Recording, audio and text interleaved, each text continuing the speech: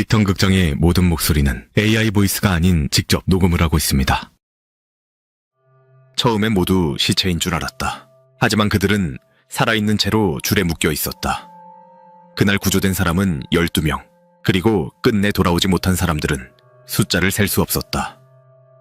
그 지옥 같은 창고에 어떻게 끌려가게 됐는지 이야기는 토요일 새벽 5시 30분으로 거슬러 올라간다.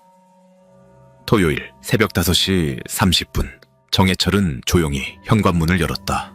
아내는 아직 깊은 잠에 빠져 있었다. 그는 이미 준비해둔 등산 가방을 메고 마치 도둑처럼 조심스럽게 집을 나섰다. 이른 새벽 공기가 차갑게 얼굴을 스쳤다. 그러나 그 차가움은 오히려 기분 좋았다. 이것이 바로 그가 일주일 내내 기다려온 순간이었다. 52세의 평범한 회사원 정해철. 결혼한 지 20년이 넘었다. 회사와 집, 그 두 곳을 오가는 단조로운 삶. 그 속에서 그가 유일하게 자신만의 시간을 가질 수 있는 순간이 바로 토요일 새벽이었다. 물론 아내에게는 거짓말을 했다. 시장에 간다고, 일찍 나가면 신선한 채소를 살 수 있다고. 아내는 의심하지 않았다. 어쩌면 알면서도 모른 척 하는 것일 수도 있었다. 해철은 차를 몰고 집에서 30분 거리에 있는 산으로 향했다. 이 산은 그리 높지 않았지만 사람들이 많이 찾지 않는 조용한 등산로로 유명했다. 특히 이른 새벽 시간에는 거의 아무도 없었다. 그것이 바로 해철이 이곳을 선택한 이유였다.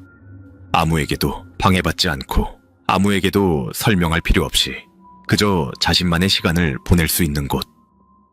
등산로 입구에 차를 세웠을 때 해철은 등산로 입구에 위치한 매점으로 향했다. 소세지와 따뜻한 캔커피를 사며 무심코 매점의 벽면을 바라봤다. 거기에는 여러 장의 실종자를 찾는 전단지들이 붙어 있었다. 낯선 얼굴들이 그를 바라보고 있었다. 젊은 여자, 중년 남자, 대학생으로 보이는 청년. 날짜를 보니 대부분 토요일 새벽 이후였다. 그중 한 전단지에는 최근 이 지역에서 실종 사건이 빈발하고 있습니다. 혼자 등산 자제 바랍니다. 라는 문구가 적혀 있었다. 해철은 잠시 불안한 기분이 들었지만 곧 고개를 저었다. 그저 우연일 것이다. 이 산은 수십 번도 더 올랐던 곳이었다. 등산로 입구에서 배낭을 꺼낸 해철은 준비된 물과 간단한 간식들을 확인했다. 그리고 오래전에 샀던 제법 괜찮은 브랜드의 등산복과 신발. 그는 이 취미에 꽤 투자를 했었다. 아무도 모르는 비밀이었지만 그에게는 소중한 것이었다. 새벽 6시가 조금 넘은 시각, 해철은 등산로를 오르기 시작했다. 어둠이 천천히 걷히고 있었다. 나뭇가지 사이로 희미한 빛이 스며들었다. 발밑에서 나는 나뭇잎 밟는 소리, 어디선가 들리는 새소리. 이 모든 것이 그를 평온하게 만들었다. 회사에서의 스트레스, 집에서의 무게감, 모든 것이 이 순간만큼은 사라졌다. 40분쯤 올랐을까? 해철은 중간 능선 근처에 도착했다.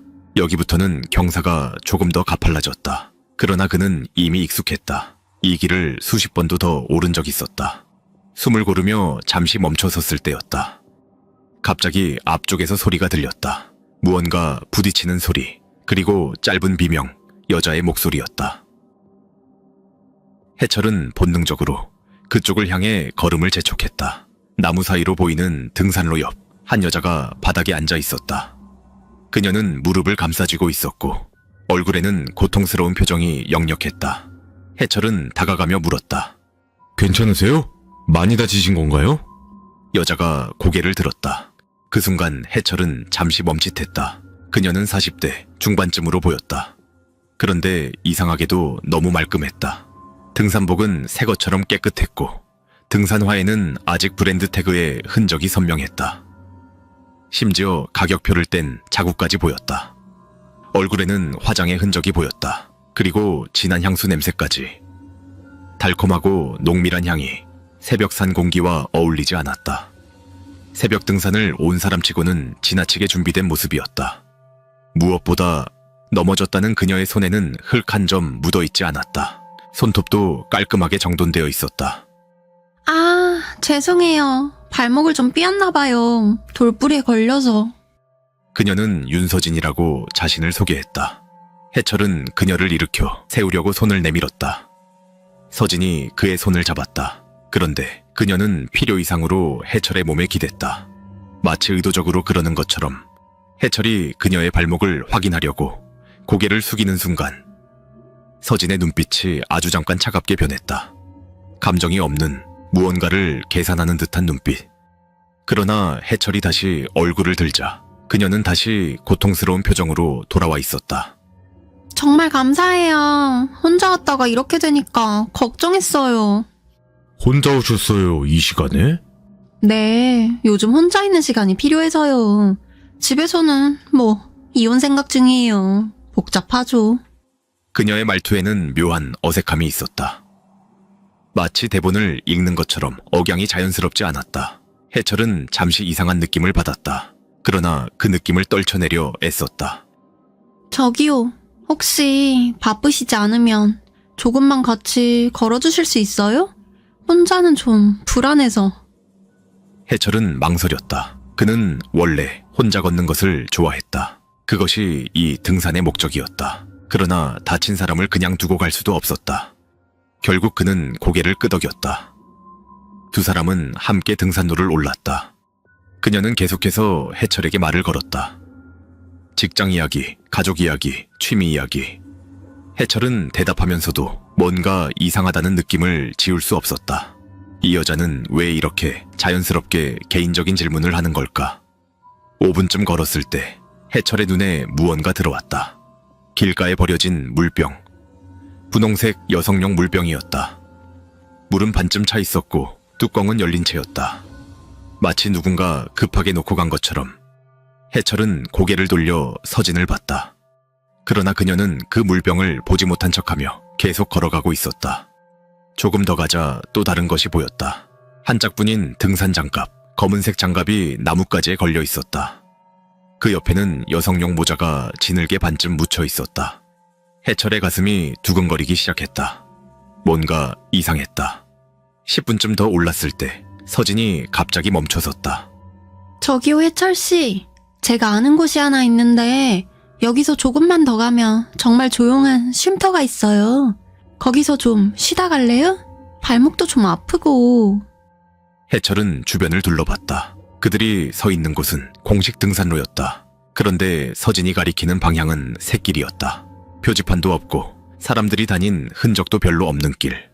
그 순간 해철은 자신의 휴대전화 화면을 봤다. 신호가 막 사라지고 있었다. 5칸이던 신호가 하나, 둘, 셋. 순식간에 모두 사라졌다. 마치 보이지 않는 경계선을 넘은 것처럼. 저쪽이요? 근데 등산로가 아닌 것 같은데요? 아, 원래 아는 사람만 가는 곳이에요. 공식 쉼터는 사람도 많고 시끄럽잖아요. 여기는 진짜 조용해요. 둘이서만 있을 수 있어요. 그녀의 말에는 묘한 암시가 담겨 있었다. 둘이서만이라는 단어. 해철은 잠시 망설였다. 그의 머릿속에서는 두 가지 감정이 충돌했다. 이성적으로는 당연히 이상했다. 낯선 여자가 인적 없는 곳으로 가자고 하다니. 그러나 다른 한편으로는 중년 남자로서의 허영심이 살짝 고개를 들었다. 예쁜 여자가 자신과 단둘이 있고 싶어 한다는 착각. 결국 해철은 고개를 끄덕였다. 그는 서진을 따라 샛길로 접어들었다. 길은 점점 좁아졌다. 나뭇가지들이 얼굴을 스쳤고 발밑은 미끄러웠다. 이곳은 분명 사람들이 자주 다니는 길이 아니었다. 해철은 점점 불안해졌다. 그러나 서진은 마치 익숙하다는 듯 앞장서서 걸었다. 발목이 아프다던 것은 어디로 갔는지 그녀의 걸음은 매우 빨랐다. 해철이 고개를 숙여 길을 보는 순간 그의 눈에 무언가 들어왔다. 땅에 깊게 패인 차 바퀴 자국. 그것도 한두 개가 아니었다. 여러 대의 차가 이 길을 반복해서 지나간 흔적이었다. 바퀴 자국은 겹겹이 쌓여 있었다. 10분쯤 걸었을까? 나무 사이로 건물 하나가 보였다. 낡은 산장이었다. 지붕은 녹슬어 있었고 외벽은 페인트가 벗겨져 있었다. 그러나 간판은 새 것이었다. 휴게 카페라고 적혀 있었다. 이상한 조합이었다. 건물은 오래됐는데 간판은 새 것이었다. 최근 간판을 새로 바꾼 것일까? 여기에요. 들어가요. 서진이 먼저 문을 열고 들어갔다. 해철은 잠시 주저했지만 결국 그녀를 따라 안으로 들어갔다. 내부는 외관과 달리 제법 깔끔했다. 나무 테이블 몇 개와 의자들이 놓여 있었다. 한쪽에는 간이 카운터가 있었고 그 뒤로 주방으로 보이는 공간이 있었다. 그러나 뭔가 이상했다. 조명이 불안정하게 깜빡거렸다. 마치 전기가 제대로 들어오지 않는 것처럼. 그리고 오래된 카펫에서 곰팡이 냄새가 났다. 벽에는 시계 하나가 걸려 있었는데 시계는 오전 7시 20분에서 멈춰 있었다. 그리고 주방 쪽에서 알 수 없는 쇳소리가 들렸다. 쇠사슬이 끌리는 듯한 소리. 아니면 금속이 금속에 부딪히는 소리. 그때 안쪽에서 남자 한 명이 나왔다. 50대 초반으로 보이는 남자. 그는 앞치마를 두르고 있었고 얼굴에는 친근한 미소를 띠고 있었다. 아이고, 이렇게 이른 시간에 손님이 오시네요. 어서 오세요. 그는 자신을 박 사장이라고 소개했다. 해철은 인사를 받으며 주변을 둘러봤다. 이 산장은 분명 영업을 하고 있었다. 그런데 왜 공식 등산로에서 이렇게 떨어진 곳에 있는 것일까? 박 사장은 해철을 유심히 살펴봤다. 그의 시선은 해철이 손목에 찬 시계, 등산복의 브랜드 신발, 배낭을 차례로 훑었다. 마치 물건의 가치를 평가하는 것처럼 그의 눈빛은 보통 눈빛이 아니었다. 등산 장비 좋은 거 쓰시네요. 직장생활 오래 하셨나봐요. 아, 네. 그냥 평범한 회사원입니다. 해철 씨는 되게 괜찮은 분이에요. 아까 제가 넘어졌을 때 도와주셨어요. 서진이 옆에서 거들었다. 그녀와 박 사장은 눈빛을 주고받았다. 아주 짧은 순간이었지만 해철은 그것을 놓치지 않았다. 마치 서로 무언가를 확인하는 듯한 눈빛이었다. 해철의 머릿속에 경보가 울렸다. 뭔가 이상했다. 커피 드릴까요? 아니면 따뜻한 차? 저는 괜찮습니다. 잠깐만 쉬다가 내려갈게요. 네, 뭐 하나는 마셔야죠. 여기 커피 정말 맛있어요. 서진이 해철의 팔을 살짝 잡았다. 그녀의 손길은 차가웠다. 해철은 불편함을 느꼈지만 내색하지 않았다. 박 사장은 주방으로 들어갔고 서진은 해철을 한쪽 테이블로 안내했다. 해철은 앉으면서 슬쩍 휴대전화를 꺼냈다. 신호를 확인하기 위해서였다. 그런데 화면에는 신호가 하나도 잡히지 않았다. 완전히 권역이었다. 그는 와이파이를 켰다. 그러나 연결 가능한 네트워크가 없었다. 여기 신호가 안 잡히네요. 아, 원래 산속이라서 그래요. 저도 여기 올 때마다 불편해요. 해철은 일어나서 화장실을 가겠다고 말했다. 서진이 안쪽을 가리켰다. 해철은 그쪽으로 걸어갔다. 복도는 좁고 어두웠다. 화장실 문을 열고 들어간 그는 재빨리 주변을 살폈다. 작은 창문이 하나 있었다. 그러나 창문에는 쇠창살이 쳐져 있었다. 이상했다. 일반 카페에 왜 쇠창살이 있을까? 해철은 화장실에서 나와 뒷문을 확인해봤다. 문고리를 잡아당겨 봤지만 문은 열리지 않았다. 안쪽에서 잠겨 있었다. 해철의 심장이 빠르게 뛰기 시작했다. 이건 일반적인 카페가 아니었다. 여기는 뭔가 다른 목적이 있는 곳이었다. 복도를 걸어 나오면서 해철의 눈에 무언가 들어왔다. 구석에 놓인 굵은 밧줄들, 그리고 수갑처럼 보이는 금속 물건들. 그것들은 마치 도구처럼 정리되어 있었다. 나무바닥 틈새에는 말라붙은 얼룩이 있었다. 핏자국처럼 보였다. 그는 조용히 카운터 쪽으로 다가갔다. 주방에서 소리가 들렸다. 박 사장과 다른 남자들의 목소리였다. 이번 건 괜찮네. 사이즈도 좋고 나이도 적당하고.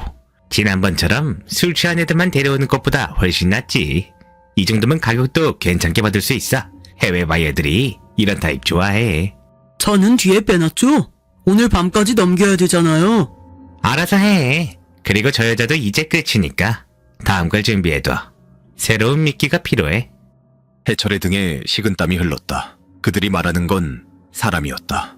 사람을 물건처럼 거래하고 있었다. 이곳은 인신매매 조직의 거점이었다.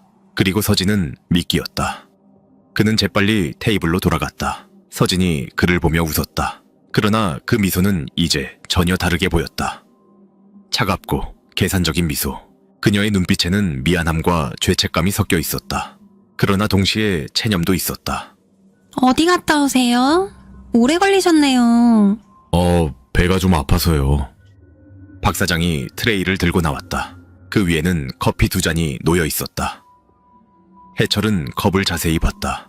컵 가장자리에 하얀 가루 같은 것이 묻어 있었다. 수면제일 가능성이 높았다. 특제 커피입니다. 천천히 드세요.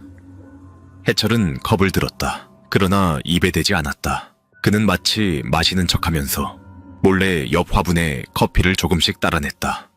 서진은 자신의 커피를 마시지 않았다. 그녀는 그저 해철이 마시는 것을 지켜보고 있었다. 그녀의 눈빛은 이제 완전히 달라져 있었다. 미안함과 죄책감이 섞인, 그러나 어쩔 수 없다는 체념의 눈빛이었다. 해철은 컵을 내려놓고 일어섰다. 잠깐만요. 밖에 나가서 전화 좀 하고 올게요. 아, 손님. 여기 밖에는 신호 안 터져요. 안쪽 방에서 하세요. 거기가 제일 잘 터집니다. 해철은 안쪽 방을 향해 조심스레 걸어갔다. 해철은 뒤를 돌아봤다. 주방에서 남자 2명이 나왔다. 그들의 손에는 굵은 밧줄이 들려 있었다. 해철은 더 이상 생각할 시간이 없었다. 그는 몸을 돌려 현관문을 향해 달렸다. 그의 손이 문고리를 잡았다. 그리고 있는 힘껏 잡아당겼다. 다행히 문은 열렸다. 잡아요! 도망간다! 서진의 목소리가 뒤에서 들렸다. 해철은 밖으로 뛰쳐나갔다. 산장 앞 계단을 내려가면서 그는 뒤를 돌아봤다. 2 남자가 쫓아오고 있었다. 그들은 빨랐다. 분명 이런 일에 익숙한 사람들이었다. 해철은 왔던 샛길로 다시 뛰어들어갔다. 나뭇가지가 얼굴을 때렸고 돌에 발이 걸렸다. 그는 넘어졌다가 다시 일어났다. 무릎이 까졌고 손바닥에서 피가 났다. 그러나 멈출 수 없었다. 뒤에서 발소리가 점점 가까워졌다. 거기서 도망가봤자 소용없어. 해철은 대답하지 않았다. 그는 숨을 헐떡이며 계속 달렸다. 사람들이 많이 있는 등산로로 가야 했다. 그러나 길을 잃었다. 주변은 온통 나무와 덤불뿐이었다. 어디가 어딘지 구분할 수 없었다. 그때 앞쪽에 무언가 보였다. 큰 금속 구조물. 해철은 그쪽으로 달려갔다. 가까이 가자 그것이 컨테이너라는 것을 알 수 있었다. 낡고 녹슨 컨테이너. 이런 산속에 왜 컨테이너가 있는 걸까? 해철은 컨테이너 문을 열었다. 그리고 안으로 들어가 문을 닫았다. 철판이 맞부딪히는 소리가 귓속까지 파고들었다. 꽝 하는 그 소리가 이곳이 한번 들어오면 나갈 수 없는 곳이라는 선언처럼 느껴졌다. 내부는 어두웠다. 그는 숨을 죽이고 귀를 기울였다. 밖에서 발소리가 들렸다. 남자들이 지나가는 소리. 그들은 해철을 찾고 있었다. 해철은 천천히 주변을 살폈다. 컨테이너 안쪽에 무언가 있었다. 눈이 어둠에 적응하자 그것들이 보이기 시작했다. 벽에 쓰여진 글씨들, 손톱으로 긁은 것 같은 글씨들. 글자들은 삐뚤빼뚤했다. 마치 손톱이 부러진 채로 필사적으로 쓴 것처럼. 살려주세요 같은 문장이 수십 번 반복되어 있었다. 그런데 그중 하나만 필체가 달랐다. 더 가늘고 떨리는 글씨, 여자의 글씨처럼 보였다. 그 밑에는 작게 적힌 문장이 있었다. 토요일마다 1명씩 사라진다. 그리고 다른 문장들도 보였다. 여기서 나가고 싶어요. 집에 가고 싶어요. 포기해. 해철의 손이 떨렸다. 이곳에서 이미 많은 사람이 갇혔던 것이다. 그는 컨테이너 구석을 봤다. 거기에는 수갑이 벽에 고정되어 있었다. 그 옆에는 말라붙은 핏자국과 찢어진 옷가지들이 보였다. 갑자기 작은 소리가 들렸다. 쇠사슬이 미세하게 끌리는 소리, 그리고 훌쩍이는 숨죽인 울음. 도와주세요. 해철은 깜짝 놀라 뒤를 돌아봤다. 컨테이너 맨 안쪽 어둠 속에서 누군가 움직였다. 여자가 수갑에 묶인 채 옷은 찢어져 있었다. 얼굴은 먼지와 눈물로 범벅이었다. 제발 여기서 나가게 해주세요. 저 여기 사흘째예요. 제발. 해철은 그녀에게 다가가려고 했다. 그러나 그때 밖에서 목소리가 들렸다. 여기다. 컨테이너 확인해. 해철은 문 쪽을 봤다. 문이 열리기 시작했다. 빛이 안으로 쏟아져 들어왔다. 그리고 남자 둘이 안으로 들어왔다. 잡았다. 해철은 저항했다. 그러나 상대는 둘이었고 그들은 훈련된 사람들이었다. 누군가 그의 팔을 뒤로 비틀었다. 통증이 팔 전체를 타고 올라왔다. 해철은 비명을 지르려 했지만 누군가 그의 입을 막았다. 그들은 해철을 끌고 컨테이너 밖으로 나갔다. 그리고 조금 떨어진 곳에 세워진 승합차로 데려갔다. 차 뒷문이 열렸다. 안에는 이미 다른 남자 하나가 기절한 채 묶여 있었다. 해철도 차 안으로 던져졌다. 그의 손과 발이 밧줄로 묶였다. 입에는 테이프가 붙여졌다. 그는 움직일 수 없었다. 차 문이 닫혔다. 그리고 앞좌석에 누군가 타는 소리가 들렸다. 운전석에는 남자 하나, 조수석에는 윤서진이 앉았다. 차가 출발했다. 덜컹거리는 비포장도로를 달리는 것 같았다. 해철은 창밖을 봤다. 나무들이 빠르게 지나갔다. 그들은 산을 내려가고 있었다. 앞좌석에서 박 사장의 목소리가 들렸다. 이번 주 건수 괜찮네. 이 정도면 이번 달 목표는 채우겠어. 해철은 조수석에 서진을 봤다. 그녀는 창밖을 보고 있었다. 어떤 감정도 보이지 않았다. 차가운 무표정. 그러나 자세히 보니 그녀의 손이 미세하게 떨리고 있었다. 그녀도 두려워하고 있었다. 차는 1시간쯤 달렸다.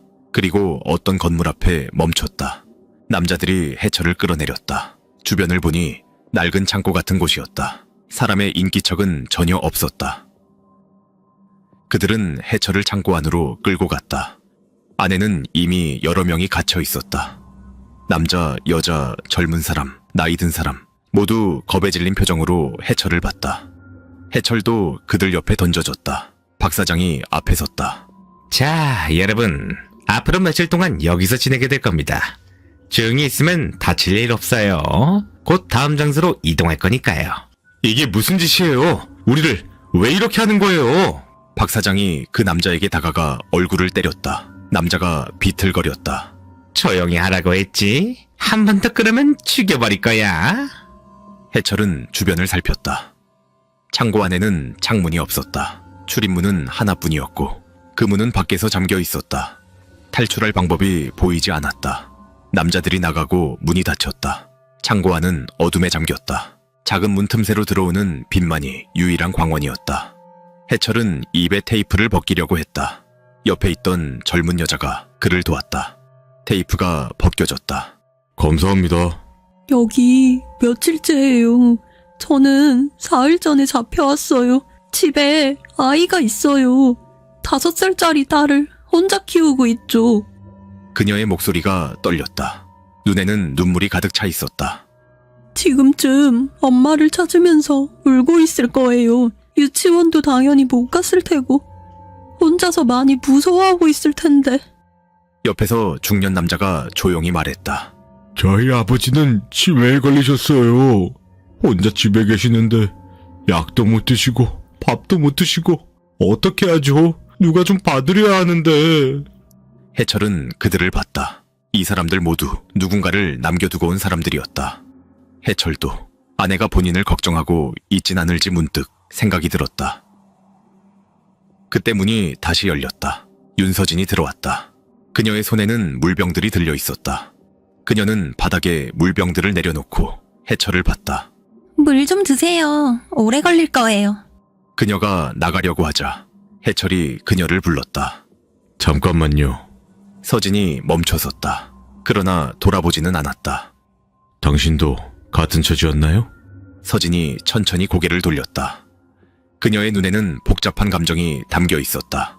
그게 무슨 상관이에요? 당신 눈빛이 다른 사람들과 달라요. 저들처럼 완전히 냉혹하진 않아요. 당신도 피해자였죠? 서진은 잠시 침묵했다. 그리고 작게 말했다. 3년 전에 잡혔어요. 저도 당신처럼 산에서 등산하다가. 그녀의 목소리가 떨렸다. 저도 그때 당신처럼 도망치다가 컨테이너에서 처음 눈을 떴어요. 거기서 이틀을 있었어요. 아무도 저를 도와주지 않았어요. 저는 매일 밤 울었어요. 제발 누군가 와서 구해주길 바라면서. 그런데 왜 이런 짓을 해요? 왜 다른 사람들을... 살기 위해서였죠. 저들이 말했어요. 일정 인원을 채워주면 풀어준다고. 그래서 저는 다른 사람들을 데려오기 시작했어요. 저는 단지 살고 싶었을 뿐이에요. 다른 사람을 생각하는 건 사치였다고요. 그게 정당화될 수 있는 일인가요? 그딴 거 생각할 여유 없었어요. 하루하루가 지옥이라 여기서 나가는 것만 생각했어요. 그래서 오늘이 마지막이었나요? 나를 넘기면 당신은 자유였나요? 서진은 대답하지 않았다. 그녀는 그저 문 쪽으로 걸어가려고 했다. 잠깐만요. 내가 제안 하나 할게요. 당신도 끝내고 싶다면서요. 진짜로 여기서 나가고 싶다면 나를 도와주세요. 경찰을 불러요. 이걸 끝냅시다. 당신이 풀려난다 해도 이 기억을 안고 살 수 있겠어요? 당신은 매일 밤 악몽을 꿀 거예요. 당신이 데려온 사람들의 얼굴이 보일 거예요. 그들의 비명이 들릴 거예요. 서진의 손이 떨렸다. 그녀는 몇 초간 그 자리에 서 있었다. 그리고 작게 말했다. 어떻게 하라는 거예요? 내 휴대폰 있죠? 그거 가져와요. 그리고 신호 터지는 곳으로 가서 경찰에 신고하세요. 그것만 해주면 돼요. 불가능해요. 여기서 나가려면 저들을 다 지나쳐야 해요. 당신은 그들 편이잖아요. 의심받지 않을 거예요. 그리고 딱 한 번만이면 돼요. 경찰에 신고만 할 수 있으면. 서진은 긴 침묵 끝에 고개를 끄덕였다. 알겠어요. 해볼게요. 근데 이번에 실패하면 나도 당신들도 끝이에요. 저들은 용서 안 해요. 그녀가 창고를 나갔다. 해철은 다른 사람들을 봤다. 그들은 모두 불안한 표정으로 그를 봤다. 저 여자를 믿을 수 있을까요? 모르겠어요. 하지만 지금은 이것밖에 방법이 없어요. 우리가 할 수 있는 건 기다리는 것뿐입니다. 2시간이 지났다. 창고 안은 점점 더 어두워졌다. 밤이 오고 있었다. 사람들은 불안 속에서 서로에게 기대 앉아 있었다. 누군가 조용히 흐느꼈다. 누군가는 기도를 하고 있었다. 그때 창고문이 열렸다. 서진이 들어왔다.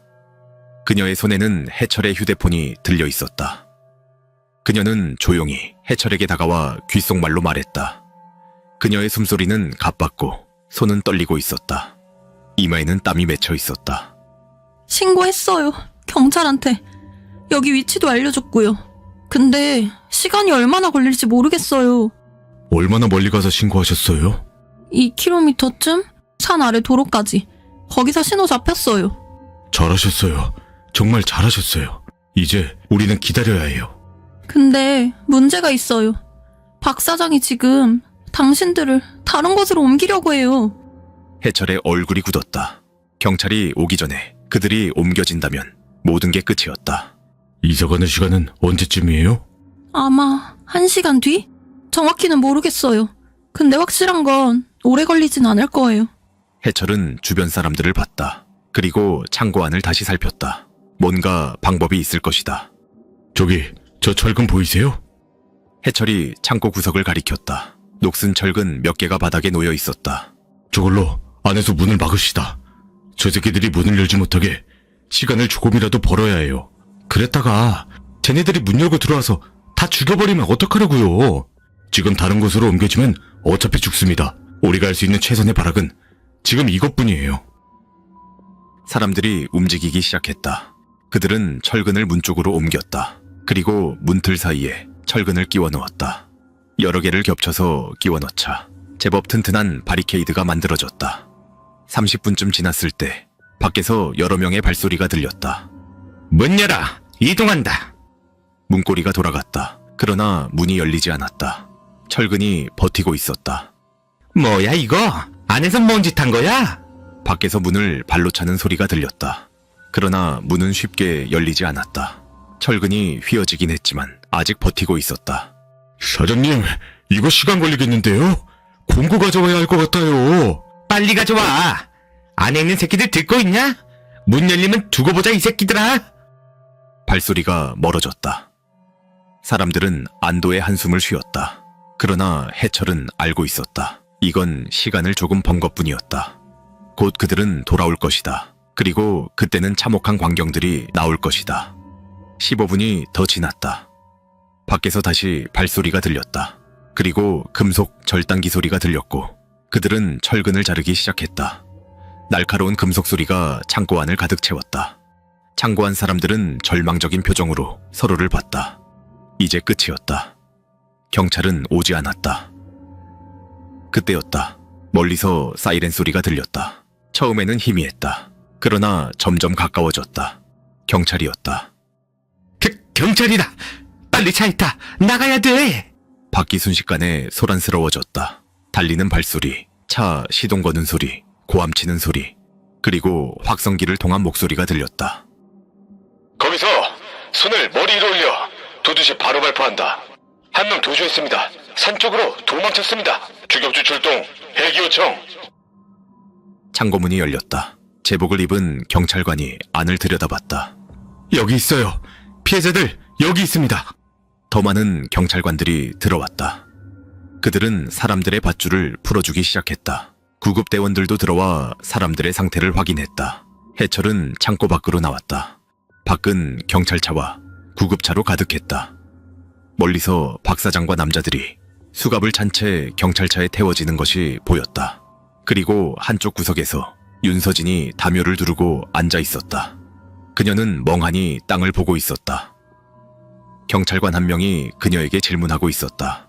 해철은 그녀에게 다가갔다. 경찰관이 그를 제지하려 했지만 해철은 말했다. 저 사람이 저를 도와줬어요. 저 사람이 신고했어요. 경찰관이 잠시 멈칫했다. 해철은 서진 앞에 섰다. 그녀가 고개를 들어 그를 봤다. 미안해요. 아니요. 당신이 없었으면 우리 모두 여기서 못 나갔을 거예요. 당신은 옳은 선택을 했어요. 서진의 눈에서 눈물이 흘렀다. 처음으로 그녀의 얼굴에 진짜 감정이 드러났다. 죄책감, 안도감, 슬픔. 모든 것이 한꺼번에 쏟아졌다. 경찰관이 해철에게 다가왔다. 정해철 씨 맞으시죠? 진술을 받아야 하는데 괜찮으시겠어요? 네, 괜찮습니다. 진술은 새벽까지 이어졌다.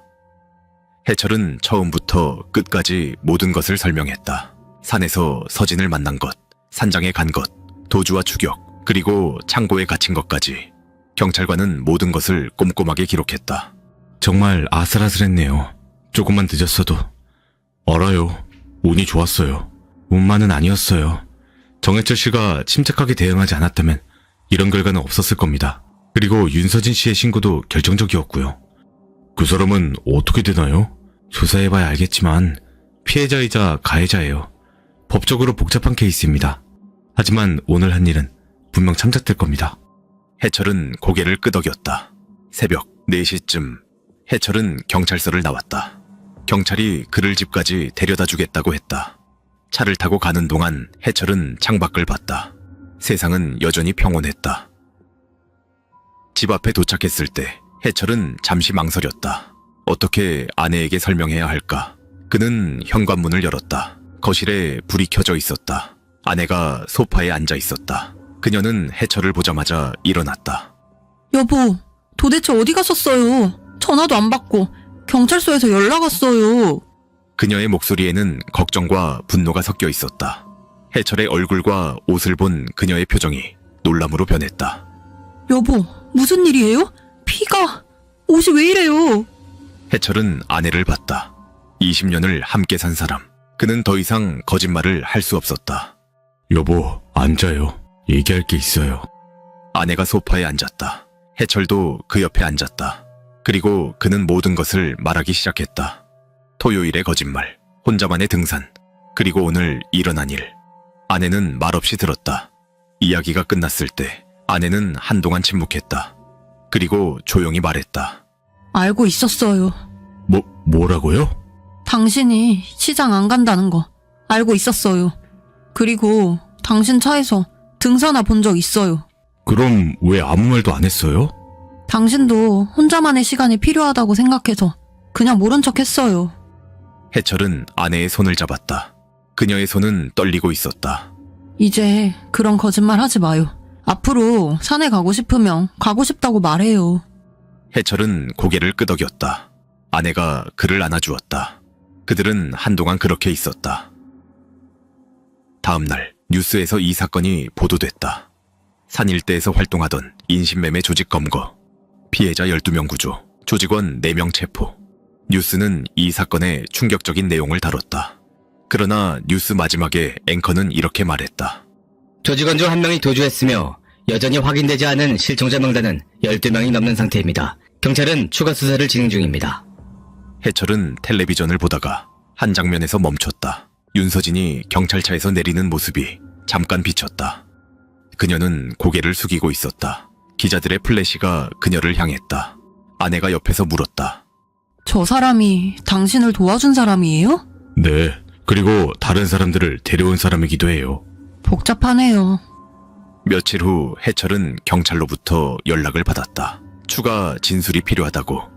그는 다시 경찰서에 갔다. 거기서 우연히 서진을 봤다. 그녀도 진술을 하러 온 것 같았다. 두 사람은 잠시 눈이 마주쳤다. 서진이 먼저 고개를 숙여 인사했다. 해철도 인사를 받았다. 그들은 서로 다른 방으로 들어갔다. 진술이 끝나고 나올 때 복도에서 다시 마주쳤다. 이번에는 서진이 먼저 말을 걸었다. 정해철 씨, 네. 저 앞으로 어떻게 살아야 할지 모르겠어요. 저도 모르겠어요. 정답은 없는 것 같아요. 제가 한 일들 용서받을 수 있을까요? 모르겠어요. 하지만 당신은 마지막에 옳은 선택을 했어요. 그게 시작이 될 수 있지 않을까요? 서진은 고개를 끄덕였다. 그녀의 눈에 또다시 눈물이 맺혔다. 감사해요. 그날 저한테 기회를 줘서. 아니에요. 당신이 스스로 선택한 거예요. 두 사람은 헤어졌다. 해철은 경찰서를 나와 집으로 향했다. 가는 길에 그는 납치되었던 산을 지나쳤다. 그 산은 여전히 평온하고 아름다웠다. 마치 아무 일도 없었던 것처럼. 그러나 해철은 알고 있었다. 그 산속 어딘가에는 여전히 비밀들이 남아있다는 것을. 그날 이후 해철은 더 이상 혼자 산에 가지 않았다. 토요일이 되면 아내와 함께 가까운 공원을 산책했다. 더 이상 비밀은 없었다. 더 이상 거짓말도 없었다. 어느 토요일 아침, 해철과 아내는 공원을 걷고 있었다. 날씨는 화창했고 사람들은 평화롭게 산책을 즐기고 있었다. 아이들이 뛰어놀고 노인들이 벤치에 앉아 햇볕을 쬐고 있었다. 평범한 주말 풍경이었다. 그때 해철의 눈에 무언가 들어왔다. 멀리서 한 중년 남자가 젊은 여자와 함께 산으로 올라가는 모습이 보였다. 남자는 새 등산복을 입고 있었고 여자는 그의 팔을 잡고 있었다. 그들은 웃으며 이야기하고 있었다. 평범한 커플처럼 보였다. 그러나 뭔가 이상했다. 여자의 걸음걸이가 너무 의도적이었다. 그리고 남자를 보는 그녀의 눈빛이 서진과 닮아 있었다. 남자는 여자의 말에 웃고 있었지만 그의 표정 어딘가에 살짝 어색함이 보였다. 해철은 발걸음을 멈췄다. 심장이 빠르게 뛰기 시작했다. 아내가 물었다. 왜 그래요? 무슨 일 있어요? 해철은 다시 그쪽을 봤다. 그러나 이미 두 사람은 나무 사이로 사라진 뒤였다. 그는 잠시 망설이다가 고개를 저었다. 아니에요. 아무것도 아닙니다. 그러나 그의 가슴 속에는 불안한 느낌이 남아 있었다. 설마 아니겠지. 그는 스스로를 설득하려 했다. 정말 모두 잡힌 걸까? 아니면 아직도 누군가 산 어딘가에서 다음 희생자를 기다리고 있는 걸까? 해철은 아내의 손을 꼭 잡았다. 그리고 공원을 벗어나 집으로 향했다.